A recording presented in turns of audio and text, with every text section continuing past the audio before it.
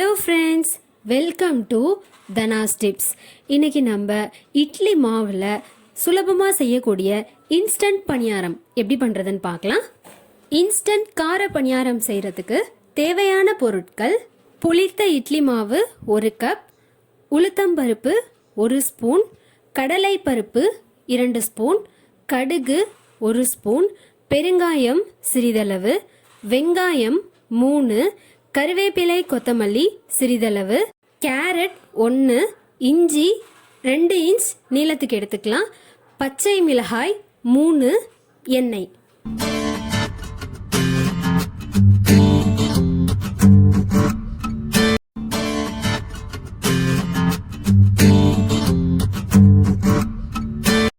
வெங்காயம், கருவேப்பிலை, கொத்தமல்லி, பச்சை மிளகாய் எல்லாத்தையும் சின்ன சின்னதாக கட் பண்ணி வச்சுக்கலாம். கேரட்டையும் இஞ்சியையும் துருவி எடுத்துக்கலாம். கட் பண்ணி முடிச்ச எல்லாத்தையும் இட்லி மாவில் சேர்த்துட்டு கலந்து விட்டுக்கலாம்.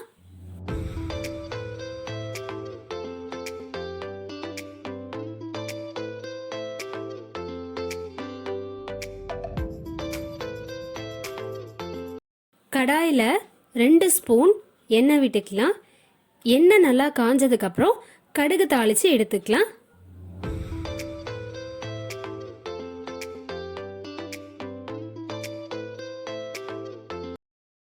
கடுகு வெடிக்க ஆரம்பிச்சிருச்சு.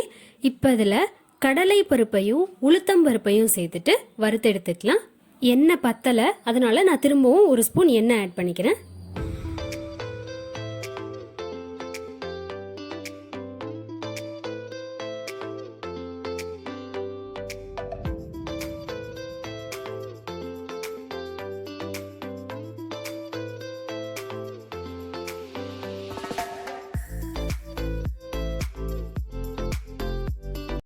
வறுத்து முடிச்சாச்சு. இப்போ நம்ம வறுத்து எடுத்ததை இட்லி மாவில் சேர்த்துட்டு மிக்ஸ் பண்ணி விட்டுக்கலாம்.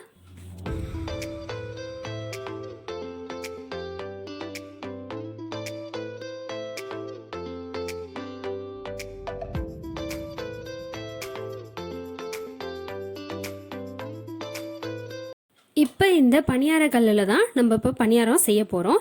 இந்த பணியாரக்கல் பார்த்தீங்கன்னா புதுசு. நான் இந்த பணியாரம் செய்கிறதுக்காகவே புதுசாக வாங்கிட்டு வந்திருக்கேன். ஃபஸ்ட் டைம் இப்போ தான் அந்த கல் யூஸ் பண்ண போகிறேன். இது வந்து ரோட் சைட் ஷாப்பில் இருந்து தான் வாங்கினேன். 450 தான். பின்னாடி பார்த்தீங்கன்னா டிசைனும் அழகாக இருக்குது. இந்த பணியாரக்கல்லுக்கு பார்த்தீங்கன்னா இந்த மாதிரி பணியாரத்துக்கு ஸ்டிக்கு, மூடி, இதை தவிர வாரண்டியும் கொடுத்துருக்காங்க. இப்போ நம்ம இதில் பணியாரம் ஊற்றிடலாம். நீங்கள் ஆல்ரெடி பணியாரக்கல் யூஸ் பண்ணீங்கன்னா இதில் இவ்வளோ எண்ணெய் விடணும்னு அவசியம் கிடையாது.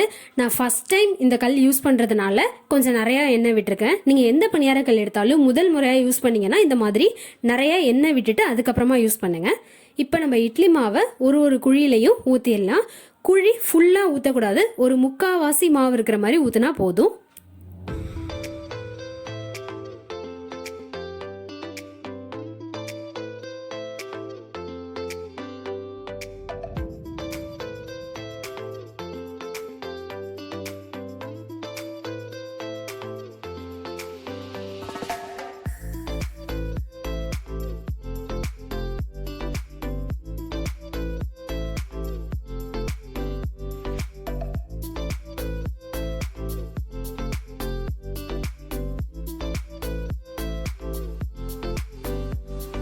இப்போது மூடி வச்சு வேக வச்சுக்கலாம்.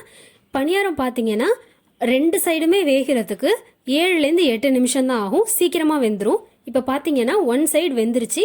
அதனால் இந்த ஸ்டிக்கை வச்சு பணியாரத்தை திருப்பி போட்டுக்கலாம்.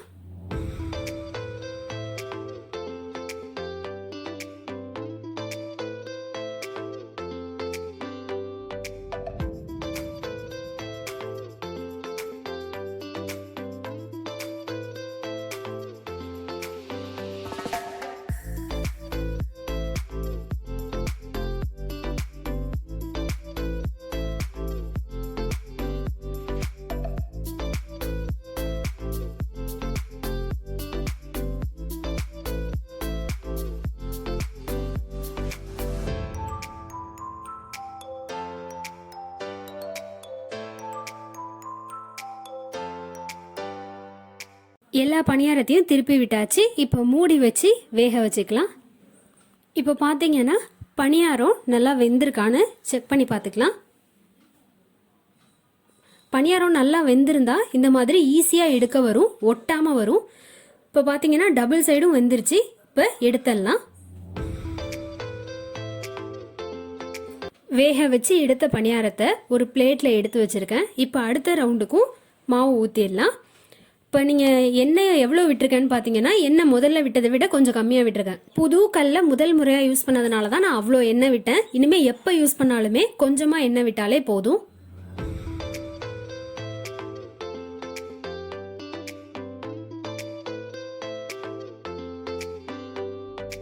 இதுவும் 7லேருந்து 8 நிமிஷத்துக்குள்ள 2 சைடையும் நம்ம வேக வச்சு எடுத்தாச்சு. இதையும் இப்போ ஒரு பிளேட்க்கு மாற்றிக்கலாம்.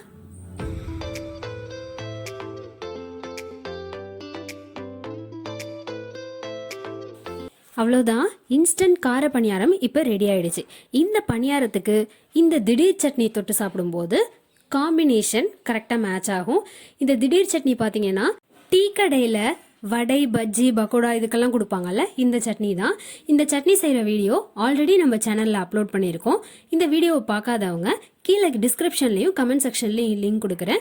அந்த சட்னியையும் இந்த பணியாரத்தையும் சேர்த்து ட்ரை பண்ணி பாருங்கள். ட்ரை பண்ணிவிட்டு எப்படி இருக்குன்னு கமெண்ட் பண்ணுங்கள். சேனலுக்கு சப்ஸ்கிரைப் பண்ணுங்கள். பக்கத்தில் இருக்கிற பெல் ஐக்கானை கிளிக் பண்ணிக்கோங்க. தேங்க்யூ.